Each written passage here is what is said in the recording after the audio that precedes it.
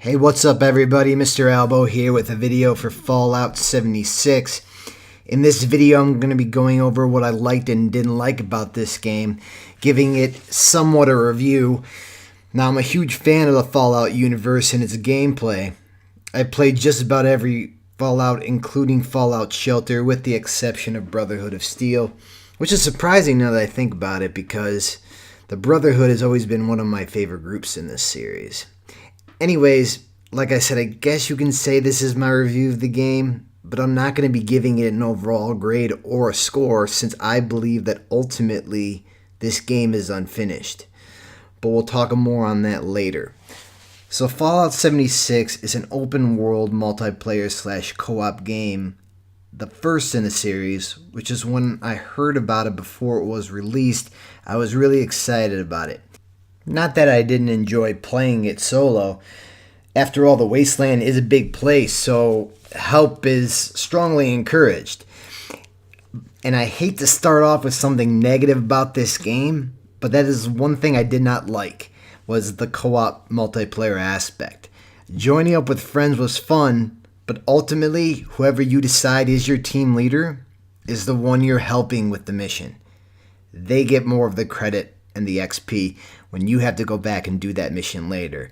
Now, I get that teaming up would make the missions a lot easier, but Bethesda could have come up with something a little bit better to separate doing the missions for co-op or solo.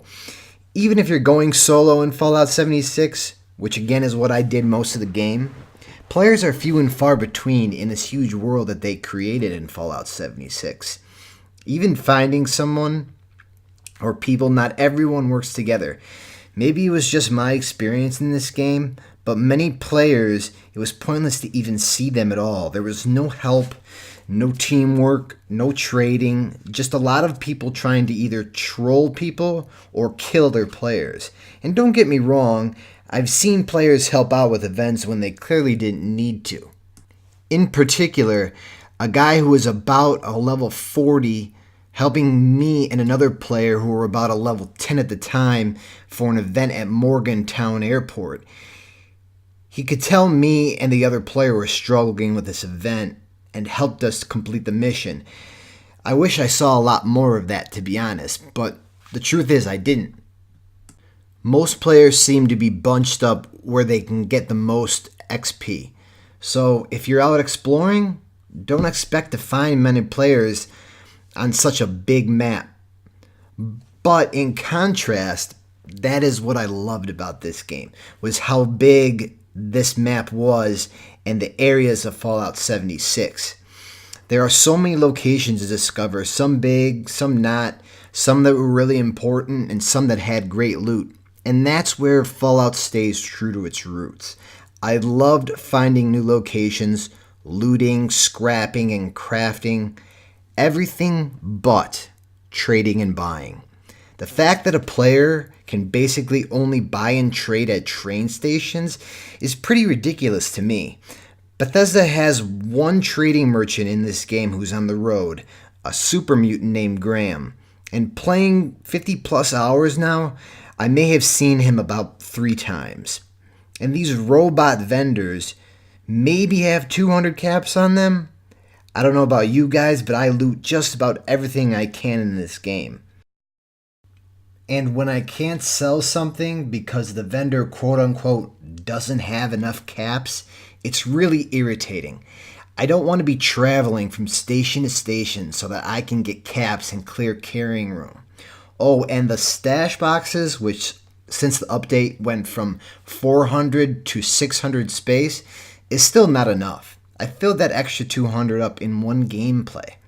It should be somewhere around 1,000. I cannot stress enough that you should loot everything you can in this game. Junk, ammo, ores, weapons, food. It all comes in handy, especially when you need something for a quest or even just to repair your weapons down the road. It truly does help. You can always fast travel for free to your camp and to Vault 76, which makes your fast travel a little cheaper. The fast travel gets pretty expensive cap-wise the more you do it. I did like the varieties of enemies in this game. The super mutants are always fun to go up against. The mole miners can take a hell of a beating. Deathclaws are, well, they're Deathclaws, so be prepared for a fight. Mole rats and other pesky creatures always seem to come at the most inconvenient times, either when you're fighting other enemies or you're trying to run, which I think they did on purpose, and I don't mind. It makes the game tougher. Me, I find the Mirelurk King and Queen one of the toughest, or two of the toughest enemies in the game.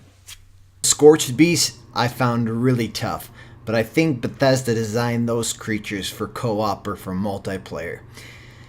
Even taking one out on my own, I used one of Brotherhood's camps, their sentry turrets, and a couple powerful weapons of my own. I would manage to take one out.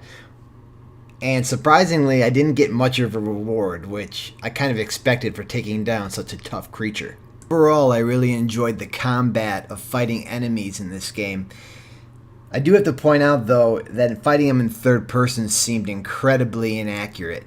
And most of the time wandering through the game, I was in third person, but anytime I joined into combat, I automatically switched to first because it seemed a lot more accurate that way, and it seemed like I'd be hitting these guys and hitting these guys in third, and really wasn't doing much. One thing I miss regarding enemies is interacting or fighting human AI. Finding other people like the Brotherhood of Steel, the Resistance, or just a random group took out the charisma and luck aspect for me.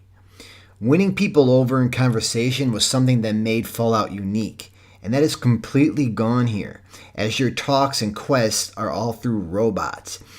I wanted to wait about a month before posting anything about this game because early on I saw so many people complaining about bugs, and rightfully so. From the game freezing to lag to being kicked out to all of your locations disappearing upon death, the list can keep going on and on with all the bugs that they had. And I think so far they've done a pretty good job. But to me, this game still feels unfinished. What draws me to it was the lore and gameplay of past Fallouts. What drew me away was the feeling again of an unpolished game and a failed attempt at co-op and multiplayer. I ventured the wasteland myself and enjoyed the gameplay. Even if they took more time with this game, I'm not sure it would stack up to the past Fallouts, like Fallout 4, which was my favorite in the series.